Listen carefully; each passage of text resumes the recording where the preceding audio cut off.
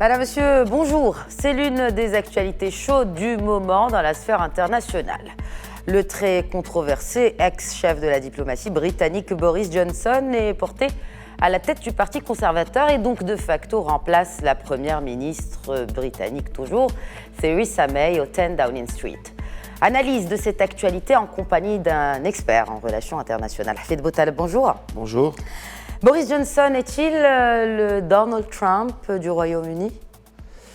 Bon, ce rapprochement a été très souvent souligné par la presse britannique et américaine. Effectivement, il y a une ressemblance physique, les cheveux blonds, les joues saillantes et rouges, mais il y a aussi beaucoup de similitudes dans l'attitude, effectivement. La tendance à bluffer, à aller jusqu'au bout, la provocation, le discours aussi populiste, très teinté à droite. Tout cela fait que les deux personnages, en plus d'être anglo-saxons tous les deux, se ressemblent considérablement. Ceci dit, le contexte d'élection de Boris Johnson est très différent de celui de Donald Trump, et le contexte aujourd'hui du Royaume-Uni est très particulier, puisque effectivement c'est une élection qui intervient en pleine crise, qui est celle du Brexit.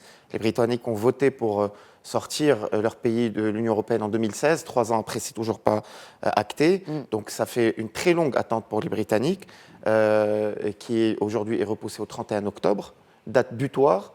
C'est lui qui l'a annoncé. Il a dit que le 31 octobre, ça allait être acté. Le Royaume-Uni sera bel et bien sorti de l'Union européenne. Vous pensez que c'est une utopie, que c'est réaliste, cette date butoir du 31 octobre? C'est 101 jours plus ou moins depuis l'annonce, en tout cas, de Boris Johnson jusqu'au 31 octobre. En 100 jours, peut-il vraiment aboutir à cet objectif, selon vous? Chose que Theresa May n'a pas réussi pendant plusieurs mois. Alors la date du 31 octobre, ce n'est pas lui qui l'a avancée. C'était le Parlement britannique. Il ne l'a pas avancé en premier, en tout cas. Voilà, à l'issue d'un vote, après que l'Union européenne ait donné son accord, pour proroger la date butoir du Brexit, qui était fixée d'abord au mois de mars et qui a été donc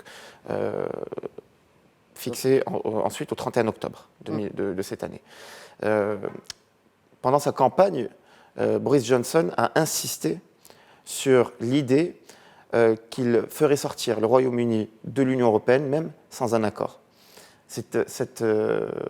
Donc cette idée qu'il a défendue a beaucoup séduit les conservateurs, les Tories, c'est-à-dire les membres du Parti conservateur britannique. Il a pu donc obtenir les 2/3 des voix, 95 000 contre 50 000 pour Jeremy Hunt, l'actuel ministre des Affaires étrangères britannique, et son opposant au sein du Parti conservateur. Ceci dit, dans son discours d'investiture, Boris Johnson a atténué cette position. Il a parlé d'essayer de chercher un New Deal au lieu de rester sur le No Deal. Donc, en parlant de New Deal, il a essayé de rassurer ceux qui ne font pas partie du Parti conservateur, le lecteur britannique moyen, sur le fait que l'administration britannique allait défendre leurs intérêts en essayant de renégocier un nouvel accord. Une situation cocasse puisque Michel Barnier, le mercredi dernier, le jour même de l'investiture de Boris Johnson, a parlé en bons termes du nouveau Premier ministre britannique, mais a insisté sur le fait qu'il souhaitait que ce nouveau Premier ministre, Boris Johnson, puisse acter l'accord qui a été négocié après 18 mois d'une très longue négociation, et donc le défendre au sein du Parlement britannique. Un accord qui n'intéresse aucunement le Parlement lui-même. Le Parlement ne souhaite pas donc sortir sans accord, mais l'accord aujourd'hui qui existe, qui est proposé par l'Union européenne, le Parlement n'en veut pas.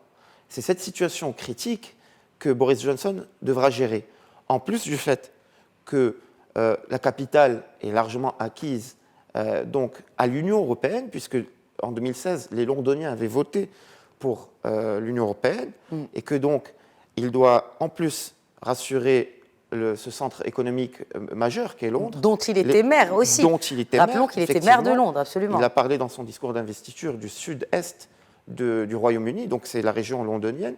Il a parlé aussi de l'Écosse, du Pays de Galles et de l'Irlande du Nord. C'est ces régions-là, en fait, qui sont aujourd'hui prises au doute et qui souhaitent rester, elles, au sein de l'Union européenne. Et donc, dans son discours, il a atténué sa position. Alors, est-ce que vous pensez, Hafid Boutaleb, que le fait qu'il ait composé un cabinet d'eurosceptiques donc automatiquement de pro-Brexit, n'est-ce pas? Le fait qu'il ait composé ce cabinet pourrait l'aider à accélérer ce processus de sortie de l'UE, même sans condition, voire même ce New Deal que vous avez évoqué. Alors, pour le New Deal, Boris Johnson dispose d'une très faible marge de manœuvre. La semaine d'avant son investiture, donc il y a 15 jours, le Parlement britannique a refusé un amendement qui permettait au Premier ministre de contourner donc le Parlement en vue de faire sortir le Royaume-Uni de l'Union européenne sans accord. Donc c'est la première fois qu'un Premier ministre a un camouflet parlementaire avant même d'être investi. C'est le cas de Boris Johnson. En fait, il se trouve devant une institution aujourd'hui qui ne fonctionne plus selon le système bipartisan. On a aujourd'hui au sein du Parlement britannique des groupes interpartisans. On a des conservateurs qui s'allient aux travaillistes pour faire barrage sur l'option de sortie sans accord. Et on a l'extrême gauche qui s'allie aux conservateurs pour pousser à la sortie de l'Union européenne.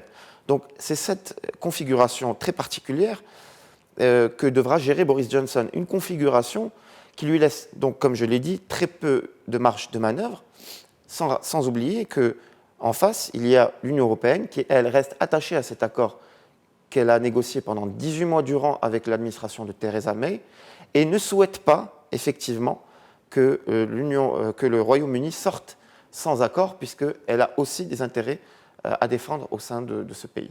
Alors, parlons à présent pour terminer, brièvement, à part sa position sur le Brexit qui est clairement affichée.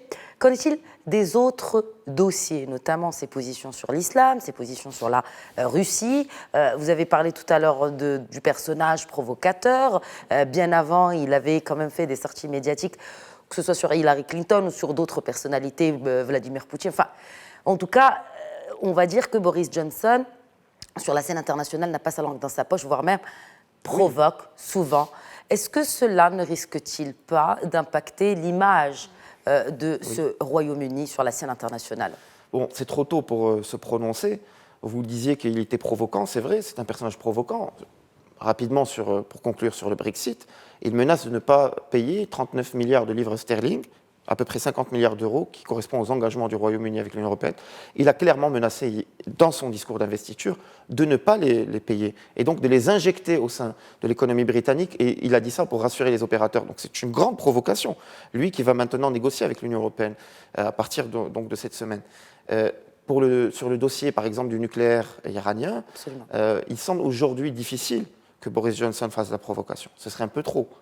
Il a en face de lui, dans son propre parti, le ministre des Affaires étrangères, Jeremy Hunt, qui est son principal opposant, qui a quand même 50 000 membres des Tories qui ont voté pour lui, donc c'est considérable. Et Jeremy Hunt, lui, est pour que le Royaume-Uni reste sur l'accord de Vienne pour le nucléaire. Donc il est difficile aujourd'hui de voir peut-être Boris Johnson se retirer de cet accord pour faire plaisir à Donald Trump.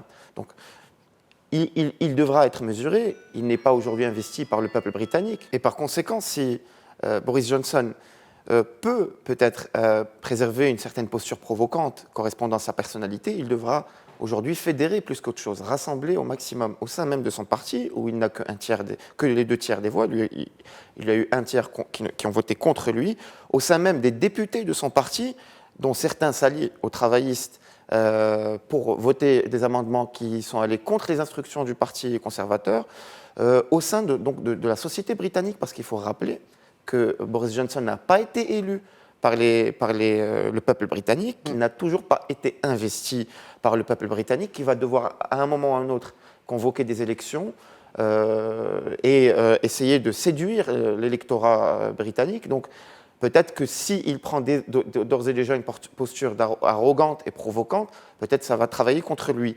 Mais ceci dit, ça reste une personnalité qui est vue par la majorité des sondages comme étant charismatique, qui représente bien, donc, entre guillemets, le lion britannique, et peut-être là aussi pourra gagner quelques points pour les prochaines élections. Mais aujourd'hui, l'échéance qu'il y a, c'est le 31 octobre, et voir s'il va réussir en 100 jours ce que n'a pas réussi à faire Theresa May en 3 ans.